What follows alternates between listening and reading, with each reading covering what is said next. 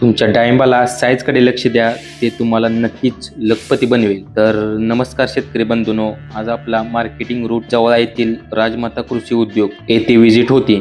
नंतर आपण प्रगतशील शेतकरी सुभाष कोळकर यांचा हा 1000 झाडांचा प्लॉट आहे. मित्रांनो, प्रत्येक झाडाला साधारणपणे 150 ते 200 फळे आहेत आणि झाडाच्या क्षमतेपेक्षा जास्त फळे असल्यामुळे फळांचा आकार लहान राहतो आणि वजन कमी भरते व झाडावर ताण येण्याची शक्यता असते. त्यामुळे मित्रांनो, थिनिंग करणे गरजेचे आहे.